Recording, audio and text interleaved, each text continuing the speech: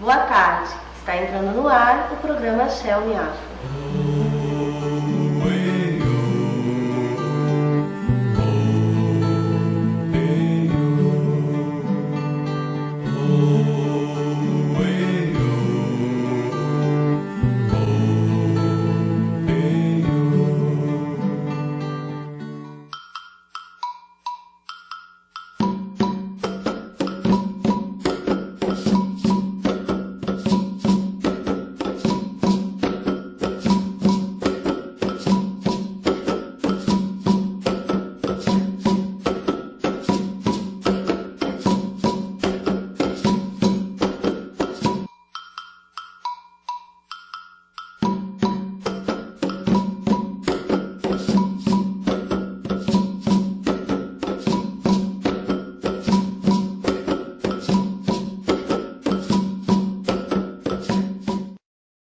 Hoje o Shell Me Afro vai entrevistar o zelador de santo, o Sr. Pedro Paulo, cuja origem é Tamanacá, que é o responsável pela Sociedade Espírita São Lázaro. Boa tarde. Boa tarde. Esperamos que possamos fazer uma boa entrevista com bastante conhecimento, bastante novidade referente a esse culto de matriz africana, que é o Cabula, que é um culto que não é muito conhecido na cidade de Florianópolis, né? É pouco conhecido. Então nós gostaríamos que o senhor falasse um pouco sobre ele, sobre a origem dele, de como ele veio aqui para Florianópolis. Bom, o culto, o Cabula ele é de origem africana, criado em Salvador por uma negra chamada Iapotu. Essa negra veio como escrava com os pais da África, e os pais faleceram na travessia, e ela, chegando na Bahia com 8, 9 anos de idade, não teve como comercializá-lo, e ela ficou na casa do mercador, e o mercador pegou esta menina e deu como presente um bichinho de estimação para a filha. E essa negrinha ficou se criando naquele meio. Essa menina se tornou uma líder. E com isso ela aprendeu quase todos os rituais dos negros de diversos lugares que vieram da África, como Queto, Jeje, Angola, Angolão, Molocó. E ela se tornou a líder desse povo. Então ela criou um ritual chamado Cabula. Cabula é a união de todas as raças num só ritual. Os próprios brancos começaram a batizar os negros com medo da magia e da feitiçaria, eles achando que batizando os negros eles perderiam aqueles poderes e deixariam de ser pagão.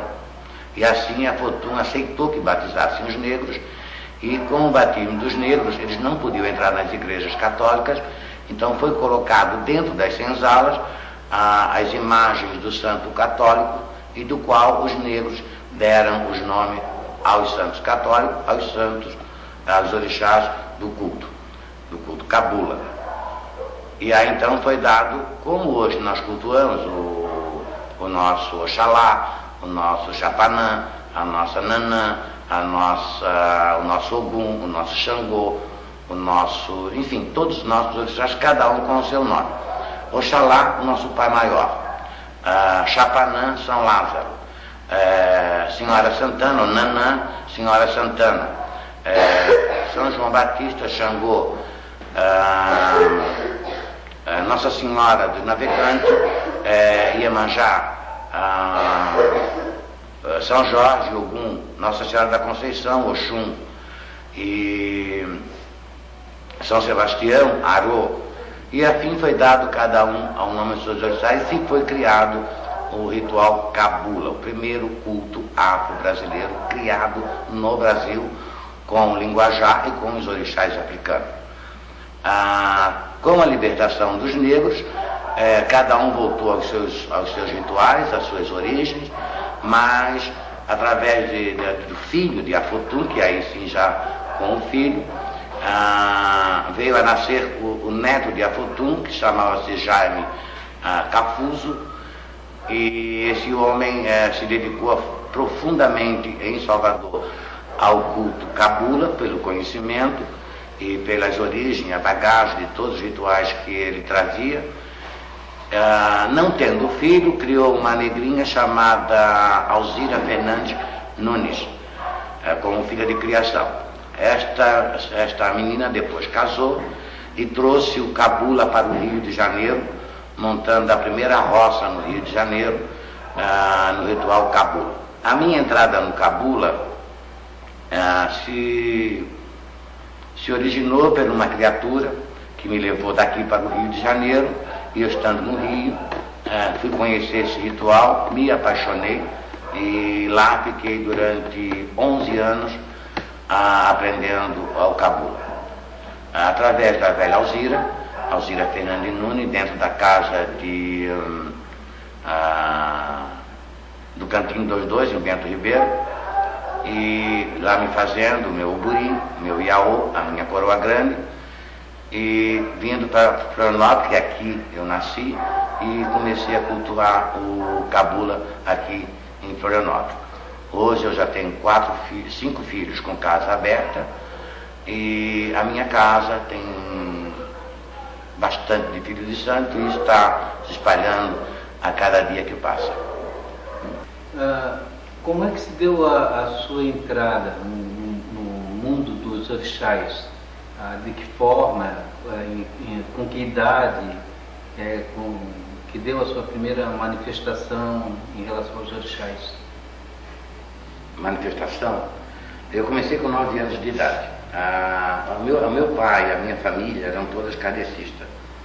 E por causa de um problema espiritual que eu tive quando criança, a gente recorreu ao kardecista e infelizmente não deram conta do recado. Então, através de uma família, que era um vizinho do meu pai, nos convidaram para nós ir no terreiro do um dos primeiros barracões de Umbanda aqui em Santa Catarina, do seu Chicão. E lá então a gente começou aos trabalhos mediúnicos, onde eu fiquei bom, e ele falou que eu era obrigado a continuar o meu desenvolvimento, mas pela idade, então aquilo era feito assim, de mês a mês, de 15 em 15 dias, que eu podia entrar na corrente até para poder o meu desenvolvimento. E com isso, com o falecimento do seu Chicão, a gente ficou alguns anos parado, porque a gente não tinha lugar nenhum mais para ir. E a minha mãe era muito amiga da família do Evaldo, e então o Evaldo montou o primeiro barracãozinho dele lá em Barreiros e nos convidou, a minha mãe, a gente. Aí foi eu, a minha mãe, a minha irmã, começamos a frequentar o terreiro do Evaldo. Depois, eu, através de outra senhora, que é uma grande amiga minha, que já foi ao Ló, me levou para o Rio de Janeiro com 14 anos, e lá eu ingressei então na casa de cabula. Em algum momento você sentiu algum preconceito em relação à sua cor, ou em relação à religião a qual foi adotada, em relação com as pessoas na sociedade? Bom, Apolo, na época em que eu comecei, eu era um garoto, hoje eu estou com 56 anos, e na época era muito ruim, porque até dentro do próprio colégio, a vizinhança em si não deixava os filhos brincar com a gente, porque nós éramos macumbeiros, né? E dentro do próprio colégio, na época tinha aulas de religiões, eles nos tiravam da sala, porque nós não pertencíamos ao catolicismo.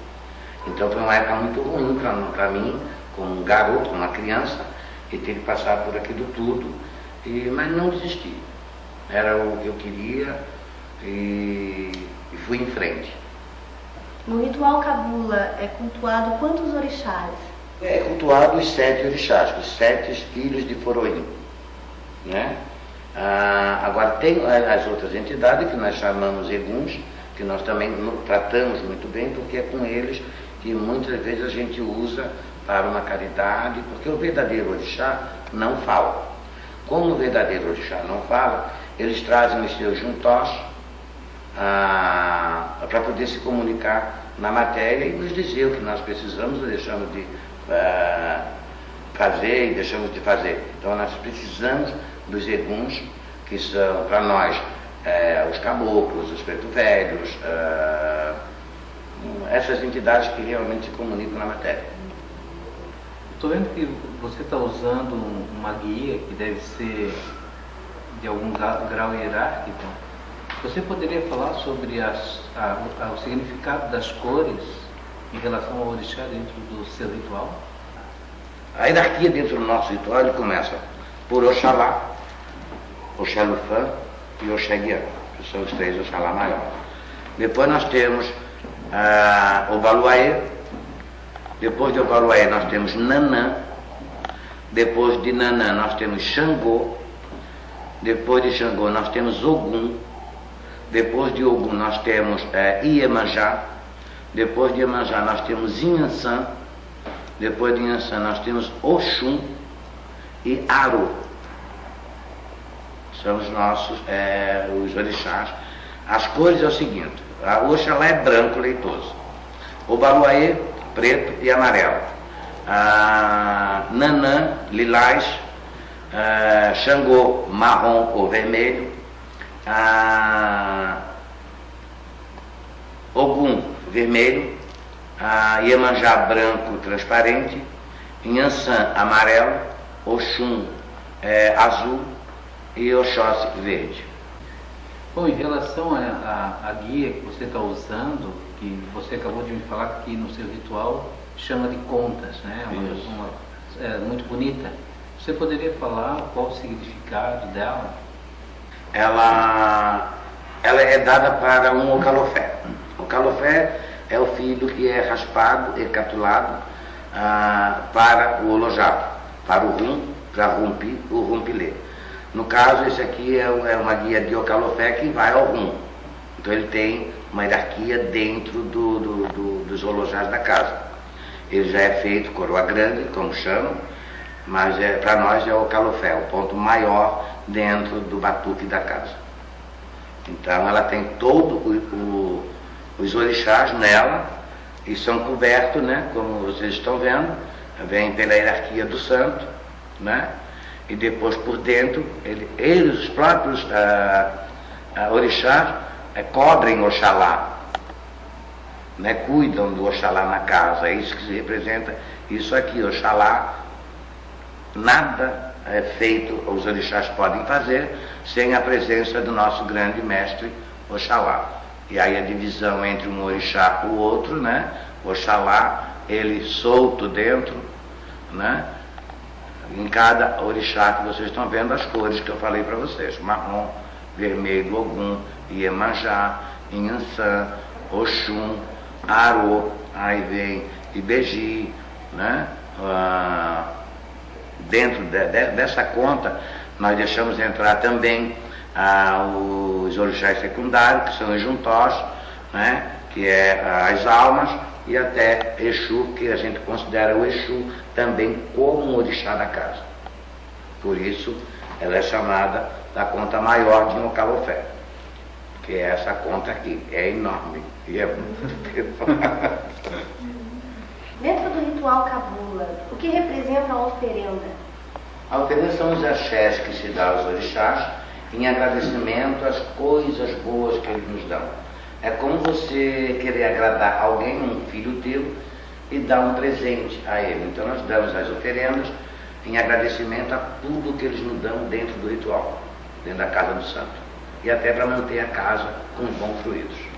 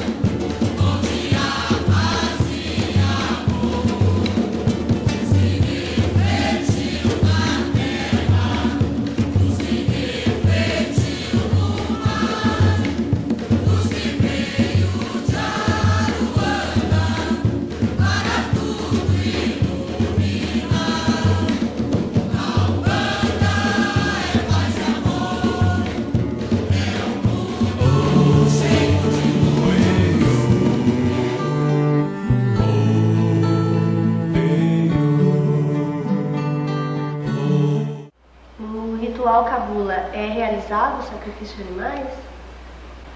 Todo ritual afro é obrigado a ter o sacrifício por causa dos acessos da menga, dos acessos do próprio bicho na casa e das feituras realizadas dentro do ritual, que é obrigado a soltar as mengas e por isso o sacrifício dos orixás, dos animais para os orixás. Em relação à natureza, à ecologia, como é que você vê isso dentro da religião e hoje atualmente, com a falta de espaço que está havendo para que se faça uma oferenda? É uma coisa que eu sempre converso aqui com o pessoal. Eu não aceito esse negócio de arrear obrigações em encruzilhada, eu acho isso um desperdício. Não aceito ir para cemitério, arrear obrigações no cemitério. Se toda casa de santo tem a sua casa das almas, tem a sua casa de Exu, tem as suas plantações dentro da sua casa, isso tudo tem que ser feito dentro da própria casa. Nós fizemos as nossas festas na praia, a gente não leva oferenda, a gente leva o nosso axé, o nosso amor à Santa do Mar. Vamos à cachoeira, a gente leva as oferendas. Tudo que é feito é cremado, não se deixa nada na flor da terra dentro do meu ritual. E acho muito triste quando a gente vai, por exemplo, numa cachoeira, como eu fui o ano passado, e infelizmente a gente vê aquela barbaridade que a gente vê lá. Então, ultimamente não estou nem indo, porque eu acho que é um reino da Oxum, tem que ser respeitado, e ninguém respeita, é garrafa para todos os lados, e sujeiras e outras coisitas mais. Então eu estou até evitando ultimamente de ir para as festas em determinado lugar, eu faço na minha própria casa, porque não aceito de maneira nenhuma que acabem como estão acabando com as cachoeiras, com fazer obrigações na praia, e usar coisa não degradável. O senhor acredita que ainda existe intolerância religiosa? Acredito que sim, tem intolerância, tem e bastante. Entendeu? Aí é o tal negócio. A maioria das casas de santo, eles não estão procurando a própria espiritualidade nem a evolução do próprio ritual. Eles estão procurando filhos de santo dentro das casas e festas. Então, a criatura fica lá 2, 3 meses numa casa de santo, já está deitando para o santo sem conhecimento nenhum. E 4, 5 meses depois já estão abrindo a sua própria casa de santo sem conhecimento nenhum. Então é com isso que nós, os zeladores velhos, se preocupamos, porque as pessoas não falam só das criaturas que não têm conhecimento para isso, falam também de nós. É por isso que eu sempre bati em cima de uma coisa, que a criatura, para raspar um filho, ele deveria ter pelo menos 10 anos na casa, ter um nível cultural, pelo menos no início de uma faculdade, porque o que está se fazendo de filhos de santo, que não sabe nem assinar o próprio nome, e quem é com os olhos fechados que pode abrir os olhos de alguém? Então eu acho muito errado isso. Devia existir uma federação aqui, que não existe nada, só diz em nome, e que forçasse essas criaturas, ou que exigisse dessas criaturas, que os zeladores de santos novos que fossem raspados, pelo menos tivessem um nível cultural e um conhecimento, pelo menos de 10 a 15 anos na casa. Todas as religiões fazem isso. Por que que nós, os umbandistas, as pessoas vêm aqui com 2, 3 meses, já estão saindo de coroa grande, já estão raspando, já estão abrindo casa, já estão jogando búzio, que não tem capacidade nem de guiar a sua própria vida. Então eu acho isso muito errado. E é por isso que nós, os zeladores velhos, estamos sofrendo as consequências do que está acontecendo hoje dentro do nosso ritual. Por isso todas as outras religiões são altamente respeitadas. As nossas, nem nós mesmos nos respeitamos. Então, na sua visão, você acredita que deveria haver mais ética e responsabilidade dentro do ritual, para que haja uma melhora em relação à intolerância religiosa? Eu acho, entendesse, que tem que ter alguém que tome a frente disso, porque senão a nossa Umbanda vai aos poucos se acabando, né? Porque é chato. Tu sair, eu tenho 50 anos de casa de santo, tem a minha aqui, eu tenho 38 anos de Coroa Grande, entendesse? E ver as barbaridades que a gente vê lá fora. É por isso que o pessoal diz, Pedro Paulo não vai na minha casa, Pedro Paulo não visita o meu terreiro, Pedro Paulo se tranca lá no canto dele, Pedro Paulo, entendeu? É porque não dá pra gente ir em determinado lugar, porque eu tenho determinados lugares, a colônia, que a gente vai que dá vergonha de ser umbandista. Nesse ano foi sancionada a lei 7.558, que criou a Semana das Religiões de Matrizes Africanas em Florianópolis, que é a semana de 23 de abril. O senhor acha que essa lei ela vinha favorecer as religiões de matrizes africanas? Eu acredito que sim, porque há alguns anos atrás nós tínhamos aqui em Florianópolis o ESC, que foi criada pelo Evaldo, por mim, um grupo, o seu Teles, a gente criou uma federação chamada SOESC. Por enquanto essa federação teve nativa, a gente fez alguns congressos aqui, fizemos um em Laguna e trouxe muita gente, e muita gente que estava atrás do muro apareceu nesse congresso, e com uma lei dessa, a gente tendo mais liberdade, eu acho que vai ser muito favorável ao culto afro aqui em Florianópolis. Maravilhoso, uma ideia muito boa. O que o senhor acha que poderia ser feito para integrar o Estado e as religiões afro-brasileiras? Em primeiro lugar, eleger alguém lá dentro do poder público, entendeu? Porque lá tem pastor, tem padre, tem tudo. Nós não temos um representante nosso do culto afro lá dentro. Então a gente ter intenção de chegar lá, para nós, os umbandistas, é muito difícil. Muito difícil, mesmo que ninguém tem representante nenhum lá dentro, porque se eu me candidatar a alguma coisa, os próprios umbandistas não votam em mim. Porque depois eu vou ficar mais poderoso, que eu vou ficar mais gostoso, que eu vou ficar mais rico, que eu vou ficar não sei o quê. E não é isso que a gente quer. A gente quer alguém lá dentro para lutar pelo nosso ritual, pelas nossas casas de santo, porque hoje em dia está invadindo as outras religiões. E lá dentro tem gente poderosa que dão prazo para a gente. A hora de tocar, a hora de fechar, a hora de abrir, enfim. E nós não temos ninguém para nos defender lá dentro. O dia que os umbandistas se unirem, porque afinal de contas nós temos mais ou menos 5.000 terreiros registrados na Grande Florianópolis, Florianópolis e Grande Florianópolis. Quer dizer, dá para eleger um deputado federal, dá para eleger um vereador, dá para eleger um bocado de gente com os umbandistas. Mas eles fazem isso, quer dizer, é preferível eleger quem não conhece do ritual, quem não participa do ritual, e não elege ninguém que possa fazer nada pelo nosso ritual, pela nossa querida Umbanda e pelas casas de santo boas dessa cidade. Hoje a gente está vivendo a época da eleição, né? Domingo, dia 5, já vai ser a eleição para prefeito e vereador. E a gente sabe que nessa época os políticos, né, vêm às portas dos terreiros bater para pedir voto, e depois que acontece a eleição eles dão tchau e pronto. Qual é a sua visão em relação a isso? Bom, Apolônio, a visão que eu tenho nesse sentido é que a maioria dos zeladores de santo, em vez de se preocupar com o santo, se preocupa em ganhar alguma coisa, jogar os filhos na mão desses políticos corruptos, né? E para ganhar dinheiro ou ganhar alguma coisa para o terreiro, e no fundo eles vão para lá e esquecem que a gente existe.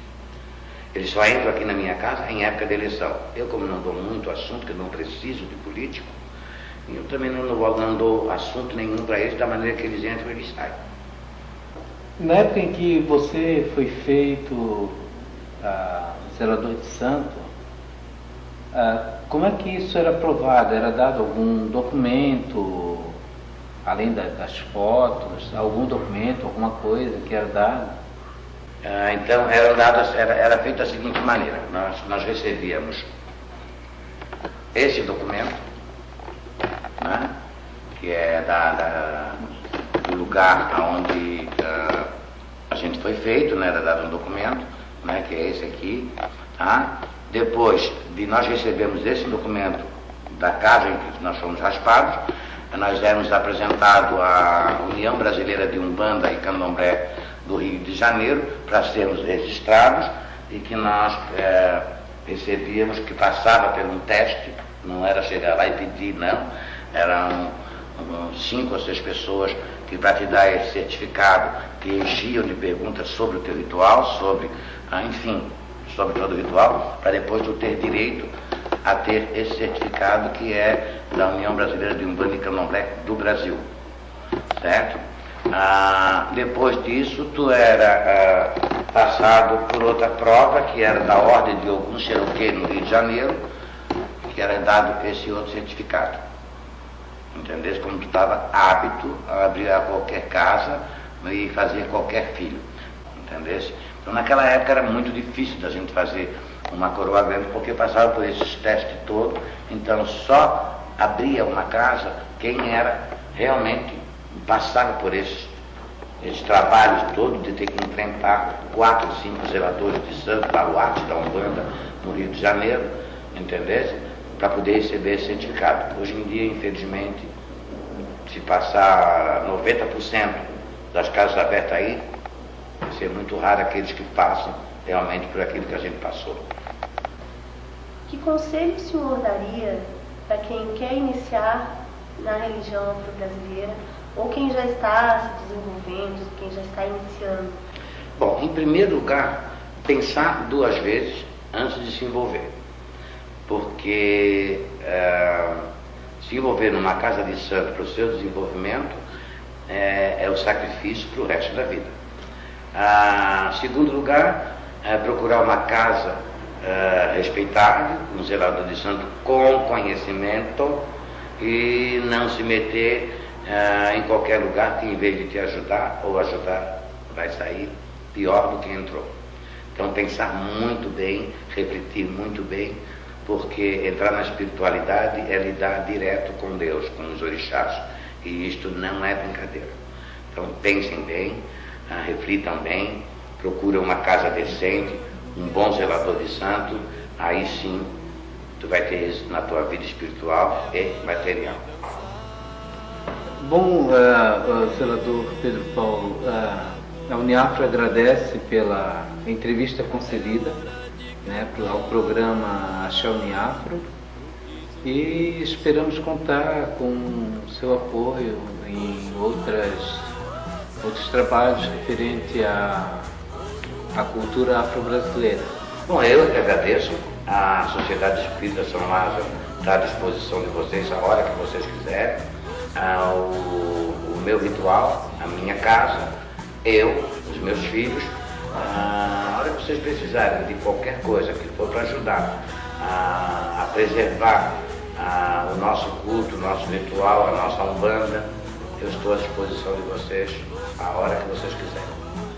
O Axé Uniafro termina aqui. Agradecemos mais uma vez a entrevista cedida pelo zelador de santo Tamanacá. Voltaremos na próxima semana com mais entrevistas.